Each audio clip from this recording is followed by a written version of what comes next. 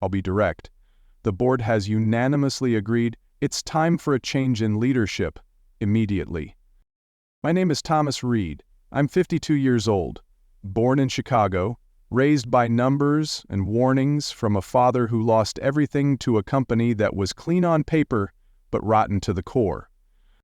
I was the CEO of Solvantis Capital, a wealth management firm in Manhattan that catered exclusively to the ultra-rich. For 25 years, I was part of the company. For 12 of those, I led it. We were discreet, conservative, and fiercely principled. We didn't chase headlines. We built trust. They called me the gatekeeper, not because I blocked opportunities, but because I always asked one question: where is this money really coming from, and what will it cost us to take it? Clients trusted me for that. One heir to a multi-billion-dollar family fund once told me, "You're the only person who's told me no more times than yes, and that's why I'm still with you." Solvantis thrived on that kind of trust for years. But the world changed. Fast money entered the room. The new board members were younger, sharper, more aggressive. They talked about scaling fast, leveraging fintech, and moving at the speed of capital. That's when I began to see the shift. Compliance teams were downsized, reports became sleeker, shorter. We started hiring people who spoke more in algorithms than in ethics. And slowly I became peripheral. Meetings I used to lead happened without me. Proposals passed without review.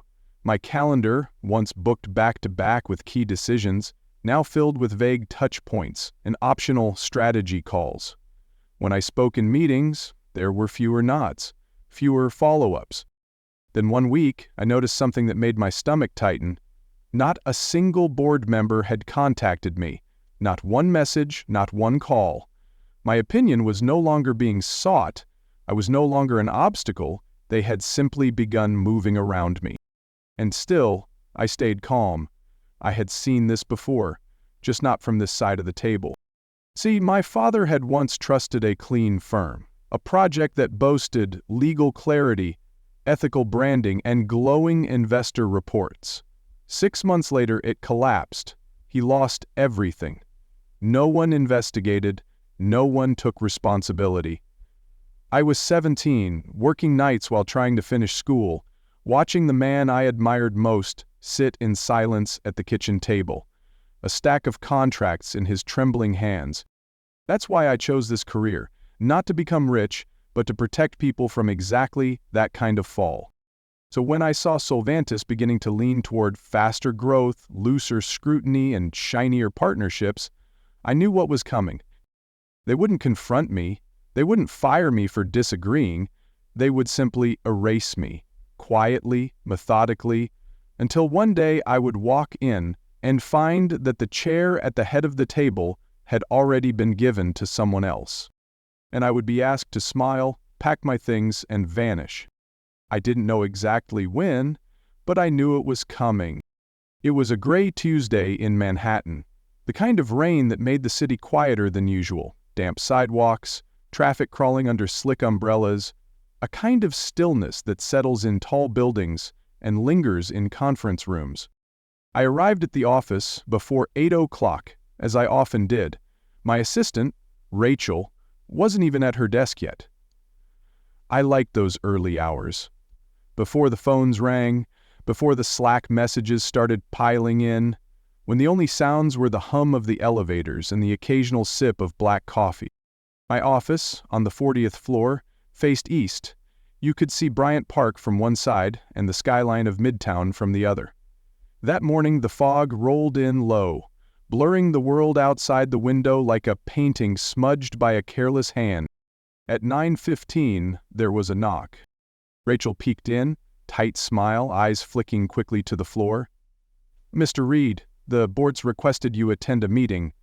Orion Room, 9:30. I didn't ask why. I knew. The Orion Room.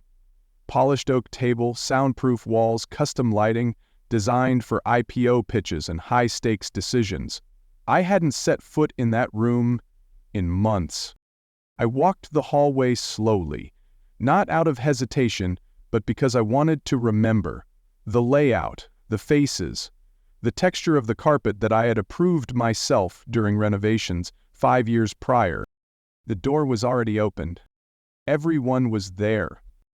11 board members, suits sharp, papers aligned neatly in front of them, water poured just to the halfway mark in each glass, symmetry, always symmetry, and a single chair set apart, not at the head, not even truly at the table, just adjacent. I said, no one smiled, no one offered coffee. Kenneth Moore, the chairman, cleared his throat. His voice was even, rehearsed. Thomas, thank you for making time. I didn't respond, not out of disrespect, but because we both knew this was not a conversation. We've been reviewing leadership alignment with our long-term goals. Solvantis is evolving, the landscape is changing. We believe the firm needs a new voice, one that reflects where we're going, not just where we've been. Remain still. This isn't about performance, he added quickly. It's about culture fit, direction, tone. I let the silence linger a little longer. Who's replacing me, I asked. Eleanor Vance, he replied. Of course. She was seated 2 chairs down. 38, sharp, eloquent, recently elevated to Chief Strategy Officer. Harvard MBA, she always wore ivory suits, never raised her voice, and never once met my eye in strategy meetings. I turned to look at her now. She held my gaze for exactly 3 seconds. No smile, just control. Effective immediately, I asked. Yes. I nodded, once. And the official reason? Leadership realignment, a need for a more agile, inclusive, and forward-thinking approach. I exhaled slowly through my nose. Understood. I stood up, adjusted the cuffs of my jacket. Then I won't waste anyone's time. No one offered parting words. Not even Kenneth, not even the ones who used to call me their mentor. I walked out.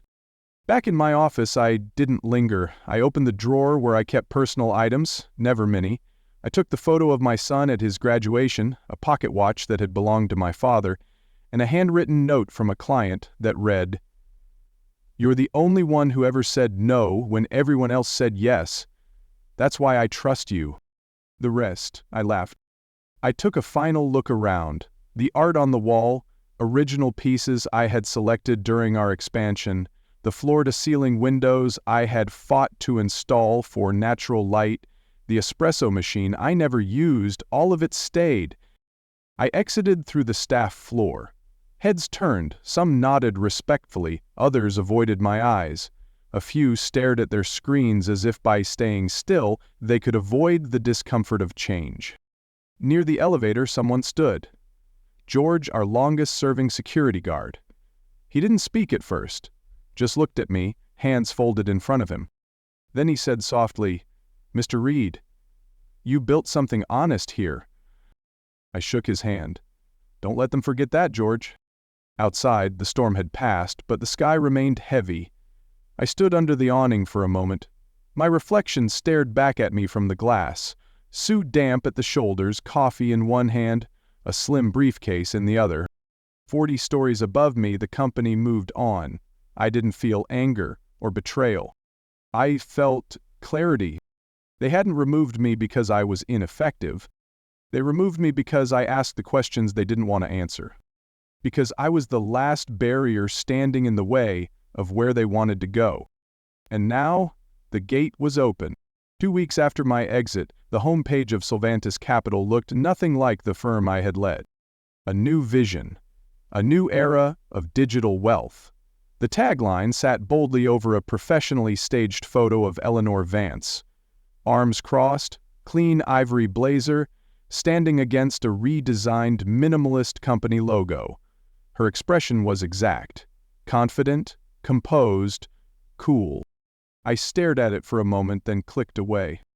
That same morning, I received an email from one of my longest-tenured clients, David Goldman, 72, retired aerospace executive, sharp mind, sharper instincts. His message read simply, "Thomas, they've introduced an AI system to replace my advisory team. I've been told it understands me better than any human advisor. You tell me, is that progress? I called him. His voice, always gravelly, now carried a thin trace of disbelief. They say this AI learns my patterns, adjusts my portfolio hourly, and even predicts my emotional tolerance for loss. It's impressive, on paper. But you know what it didn't do? Who's that? It didn't call when my wife passed away last year. You did. I said nothing. I didn't need to. Online, Eleanor's announcement flooded LinkedIn. Thousands of likes, dozens of press mentions. Headlines praise next-gen leadership, visionary change, and a long-overdue cultural reset. The comments read like pre-approved talking points. Exactly what the industry needs.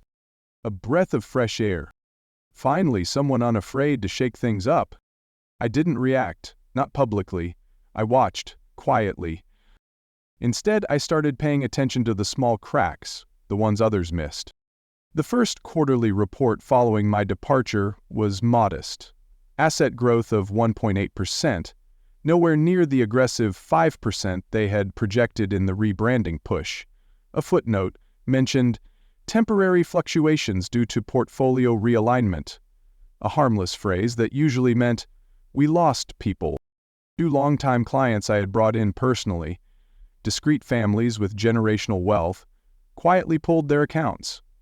No legal fights, no public fallout, just quiet exits, the kind that make no noise but leave a hole in the numbers. On a rainy Thursday, I crossed paths with Kevin, our former head of analytics. We met by chance outside a coffee shop near Grand Central. He looked thinner, distracted. Is still at Solvantis? I asked. Not for long, he muttered, glancing over his shoulder.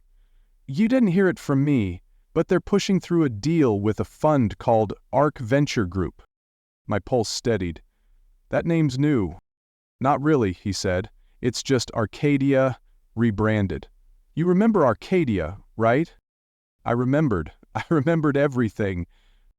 3 years earlier, Arcadia Fund had tried to push a $200 million 0-cents injection into one of our asset platforms. The origin of their capital was murky, their legal disclosures vague, multiple entities tied to shell addresses in Luxembourg and the Cayman Islands.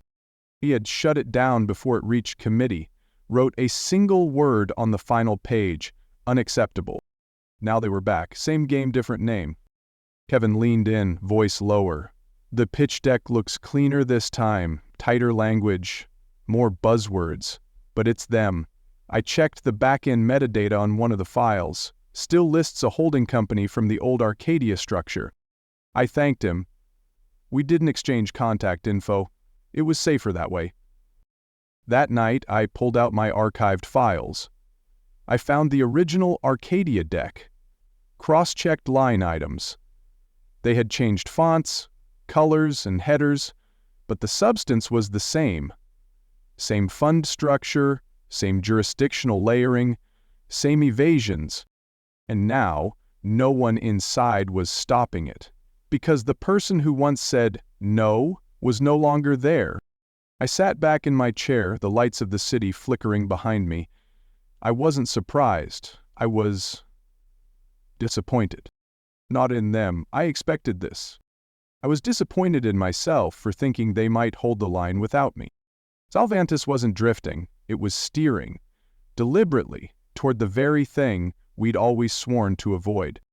It wasn't an oversight, it was a strategy. And Eleanor? She wasn't bringing in a new era. She was executing a plan, one crafted long before I left, likely while I was still in the room.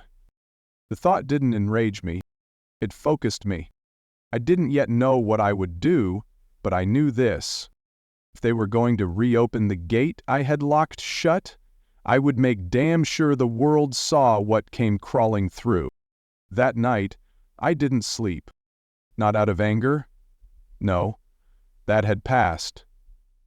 What kept me awake was a familiar kind of tension, the same one I used to feel before a regulatory audit, before an unpredictable market opening in Asia. A tension rooted not in fear, but in certainty. Certainty that something was wrong, and that I was the only one paying attention. I turned on the light in my home office. It was nearly midnight. I pulled my old laptop from the bottom drawer of the bookshelf. It wasn't connected to any corporate cloud. It held a private archive, a catalog of decisions that never made it into official records. Red-flagged proposals, rejected pitches, compliance memos that were quietly buried because they were too inconvenient. I opened the folder titled Contingency High Risk/Rejected Deals and started scrolling. And then I saw it. Arcadia Fund, Q4 Proposal, 2020. I opened the file. The formatting was familiar. Polished branding, lofty promises, charts showing projected double-digit growth. They had pitched themselves as a global innovation capital fund focused on digital infrastructure in emerging markets. But I remembered the feeling I had when I first read this proposal, like watching someone smile while hiding a knife behind their back. I skipped to the final page. There it was, my own handwriting, scanned and time-stamped. Reclap, capital origin unverifiable, legal, exposure high, no reevaluation without full transparency. At the time, the Arcadia proposal raised too many questions. The company operated through 3 shell entities in Malta, Luxembourg, and the Cayman Islands. Their funding trail was littered with nominee directors, overlapping addresses, and opaque trusts. The legal disclosures had more redactions than approvals. We'd shut it down without a vote. I'd insisted on it, and back then no one pushed back. Now they were back, remodeled as ARC Venture Group, with a new logo, new name, and a new shield. And this time they had a clear path. No resistance, no gatekeeper. I called Julia, my former assistant, one of the sharpest, most intuitive minds I'd ever worked with. She was now working for a boutique law firm specializing in financial compliance. "Julia, I need a favor." Her voice was cautious but calm. "I had a feeling I'd hear from you. Have you seen anything, document presentations, about a deal with ARC Venture Group? Anything passing through Solvantis recently?" A pause. "I can't officially confirm, but Eleanor was reviewing a document last week. It had a purple trim. It looked oddly familiar. I'll check." 20 minutes later, she sent me a photo, taken from her phone, discreetly. A slide titled, "Strategic Partnership, ARC Venture Group, Confidential Draft V2.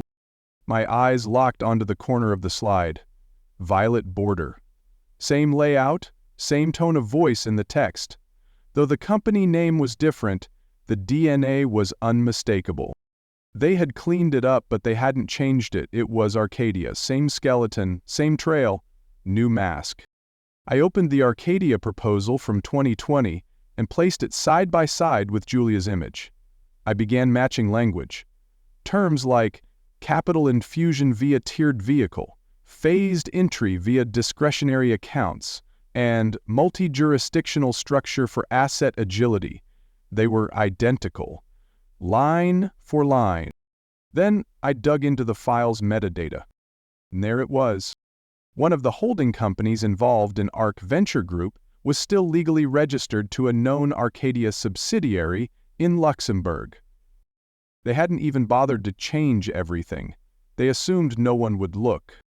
I leaned back in my chair. The rain tapped softly against the window, but inside, everything felt louder.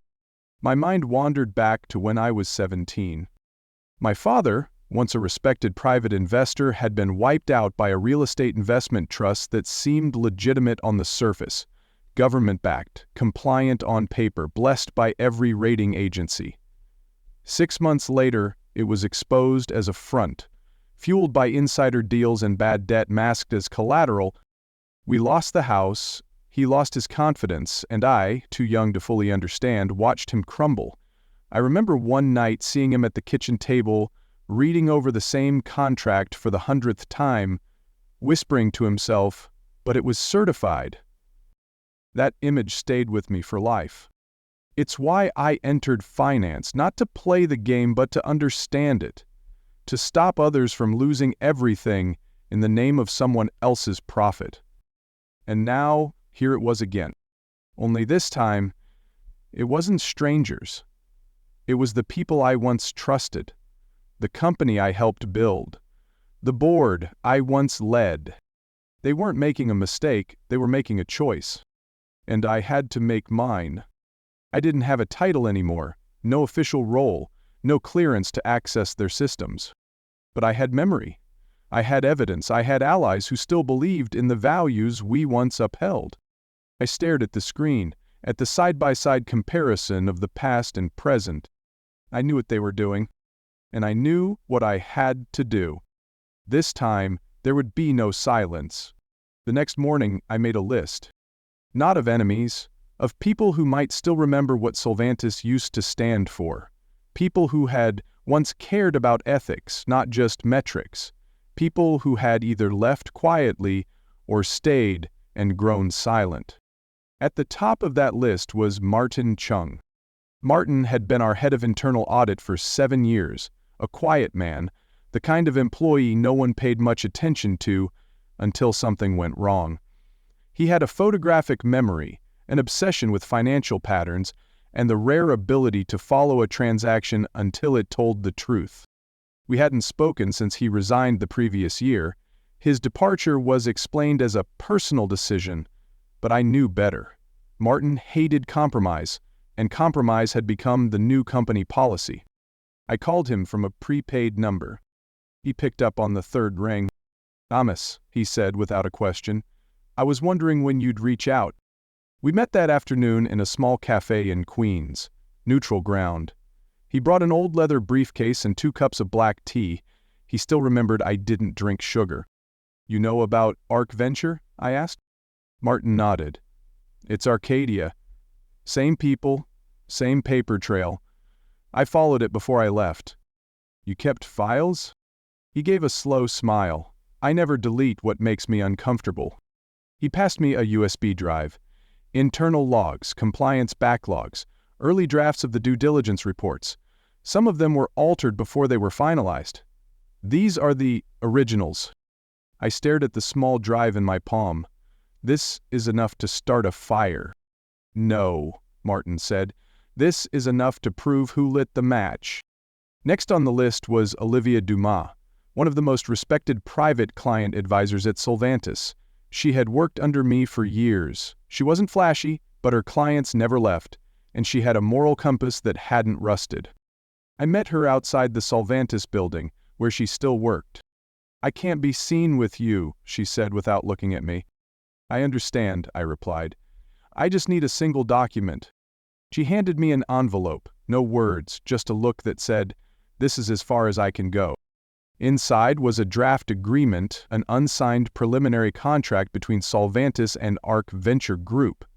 It outlined a $300 million 0-cents capital partnership. There was a clause tucked deep in the back, one that most people wouldn't notice unless they were looking for it. Solvantis waives future liability related to the origin of transferred funds in jurisdictions considered low transparency. I underlined it 3 times. They knew they weren't being misled. They were hedging against exposure by legalizing their future ignorance. I needed someone outside the company next, someone with reach, someone who still believed that finance was supposed to serve society, not manipulate it. That led me to Andrew Bell. Andrew was a senior investigative journalist at the Financial Journal. We had clashed more than once over the years. He'd asked for interviews I declined, stories I considered premature or poorly sourced. But he had always respected the boundaries. And now, I needed someone like him more than ever. I requested a meeting through a private channel. He responded within an hour. We met at a quiet restaurant on the Lower East Side. No phones on the table, no digital trail. I placed the USB, Olivia's envelope, and a folder of handwritten notes on the table. He opened them slowly, carefully. His eyes scanned the fine print. His finger tapped twice on the phrase, "Low transparency jurisdiction." He looked up. "Is this verified?" "Yes, and there's more where that came from." "What do you want?" "I want this published. I want people to know what's about to happen before it does." "Do you want your name on it?" "No." He raised an eyebrow. "I'm not doing this for redemption," I said. "I'm doing this because some lines don't get redrawn. They only get erased if we let them." He nodded once. "Give me a week." While Andrew worked, I prepared the official complaint to the SEC. I didn't expect immediate action, but I knew what triggered investigations. I built a package. The Arcadia file, metadata proving overlap with ARC Ventures' structure, internal audit logs from Martin, and annotated contract drafts from Olivia. I wrote a cover letter, kept it direct. To whom it may concern. Attached is documentation suggesting that Solvantis Capital is preparing to engage in a high-risk transaction with a financial entity previously flagged for regulatory violations under a different name.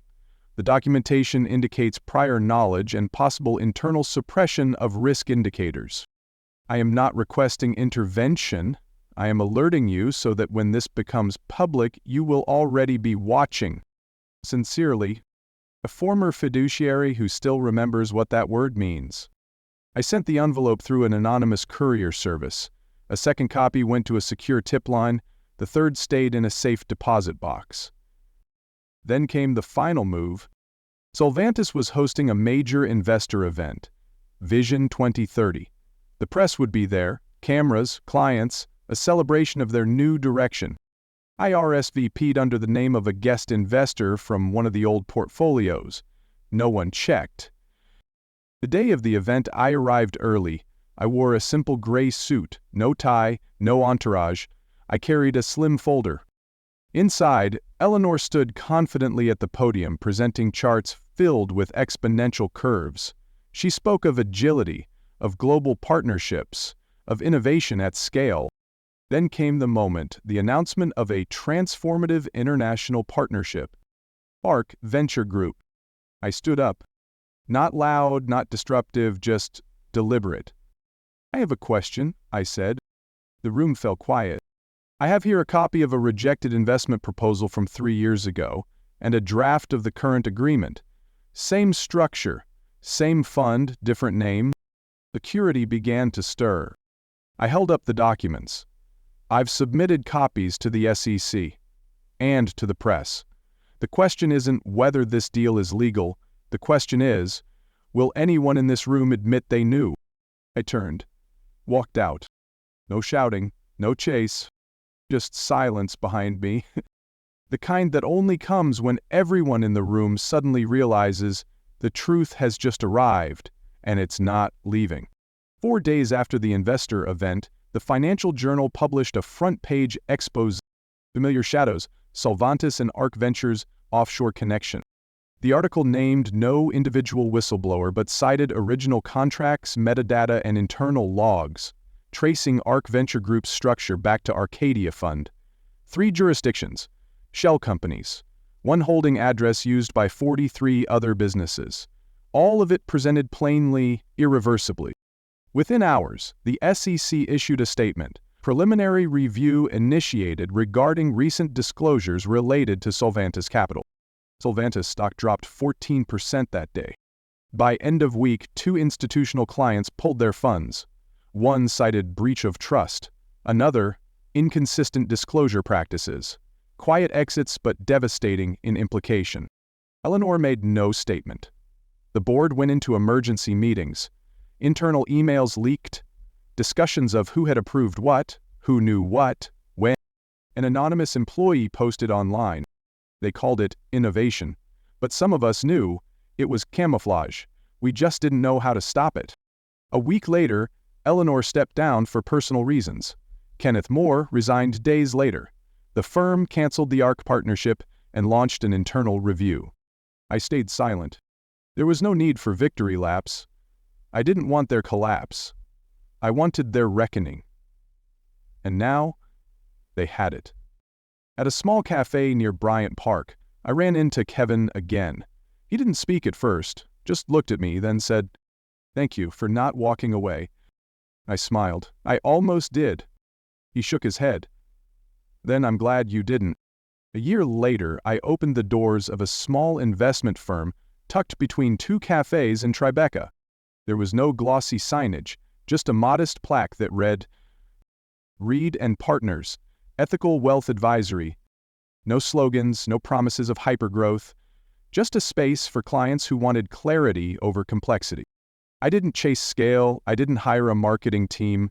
I started with 3 clients, people who called me not long after the scandal broke. They didn't want aggressive returns, they wanted truth. My approach was simple. If I couldn't trace the money back 3 layers deep, I didn't take it. If a project came with non-disclosure clauses tied to flexible jurisdictions, it was rejected. We grew slowly, deliberately.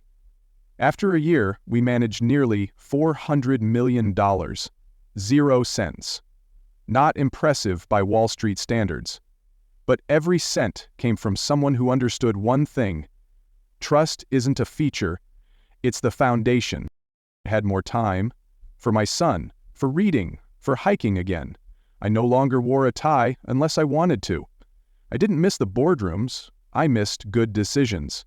Now, I had full authority to make them. One day, Olivia sent me a message. It was a forwarded internal memo from Solvantis. At the bottom, it quoted a line attributed to a former executive. Reputation isn't built on quarterly numbers, it's built on decisions you're willing to stand by, even when they cost you. I smiled, quietly. I didn't need credit, I just needed proof that someone was still listening. People sometimes ask me if I regret it. If I regret standing up, walking out, risking everything I had built over 2 decades. I don't. Because I didn't lose anything that mattered.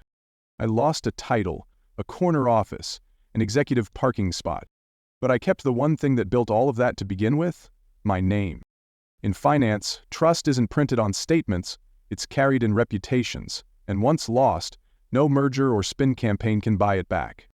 They tried to trade trust for speed, ethics for expansion. I said no. And that no cost me everything on paper, but it gave me something they'll never reclaim.